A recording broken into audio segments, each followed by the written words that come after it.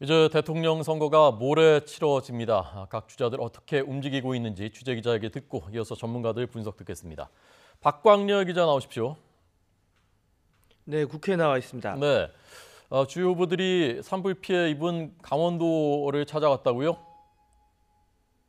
네, 그렇습니다. 문재인, 안철수, 유승민, 심상정 후보는 직접 현장을 찾았고요. 홍준표 후보도 긴급 지원팀을 급파했습니다. 더불어민주당 문재인 후보는 끝까지 긴장을 놓지 않아야 한다면서 피해 복구를 위해 중앙정부도 최대한 지원하겠다고 밝혔는데요. 세월호 참사 이후 국민안전처를 만들었지만 대응에 부족함이 많다면서 정권을 교체하면 소방방재청을 독립시키고 청와대가 안전 컨트롤타워 역할을 직접 하겠다고 강조했습니다.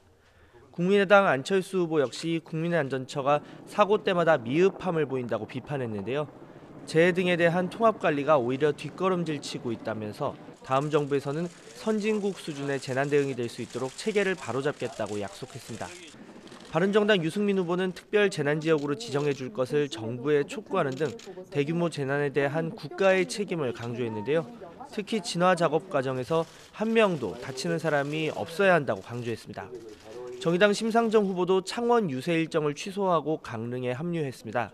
이번 산불로 인해 피해를 입은 국민께 위로를 전하면서 앞으로 진화와 피해 복구에 필요한 조치 적극적으로 협조하겠다고 밝혔습니다. 앞서 말씀드렸듯이 자유한국당 홍준표 후보는 본인은 직접 현장을 찾지는 않았는데요. 대신 부인 이순삼 여사와 이철우 선대본부장 등이 강릉을 찾았습니다. 홍 후보는 앞서 SNS를 통해 강원도당은 유세를 중단하고 산불 확산 차단에 만전을 기해달라고 당부했습니다. 네, 자 후보들 이 강원도 외에 다른 지역에서 어떻게 움직이고 있습니까? 네, 충주를 방문한 더불어민주당 문재인 후보는 압도적인 정권 교체 필요성과 통합 메시지에 주력했습니다. 득표가 많을수록 대한민국을 바꿔내는 동력이 될 수 있다고 압도적 지지를 호소하는 한편 국민 모두의 대통령이 될 것이라고 또 통합을 강조하는 모습을 보였습니다. 문 후보는 잠시 뒤에는 전통적인 야권 지지 기반인 광주 송정역을 방문해 호남 민심 공략에 나섭니다. 자유한국당 홍준표 후보는 거제와 통영 등 경남 지역을 방문해 서민 대통령 면모와 보수 정권 필요성 알리기에 주력하고 있는데요. 오전에는 삼성중공업 거제조선소 크레인 사고 피해자가 있는 병원을 직접 찾아 삼성 측이 원청 업체답게 인간적인 도리를 해야 한다고 밝혔습니다. 또 이후 위안부 피해 할머니를 방문한 뒤에는 한일 위안부 합의는 돈으로 거래할 대상이 아니라면서 합의하지 않는 것이 옳다는 평소 입장을 강조했습니다. 국민의당 안철수 후보는 지하철과 버스를 이용하는 이른바 뚜벅이 유세를 이어가고 있는데요. 오늘은 강남역과 홍대 입구 등 지하철 2호선 라인을 돌고 또 한강시민공원과 서울역, 동대문 등 서울 곳곳을 누빌 계획입니다. 시민들과 만나 문 후보가 당선될 경우 대립과 반목의 역사가 반복될 것이라는 점을 강조하면서 양강구도 복원과 차별화에 주력한다는 방침입니다.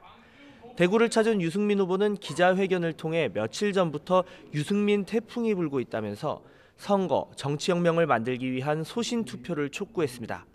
대규모 탈당 사태 이후 민심이 급변하고 있다고 보고 TK 숨은 보수 표심에 누가 떳떳한 보수의 자격이 있는지를 호소하겠다는 건데요. 특히 정권 교체를 외치는 후보는 경제를 살릴 능력이 없고 어떤 후보는 막말과 욕설로 보수의 얼굴에 먹칠을 하고 있다면서 자신은 경제와 안보 문제를 해결하고 공정한 세상을 위한 철학이 있다고 강조했습니다. 정의당 심상정 후보는 충청의 진보 유권자와 만났습니다.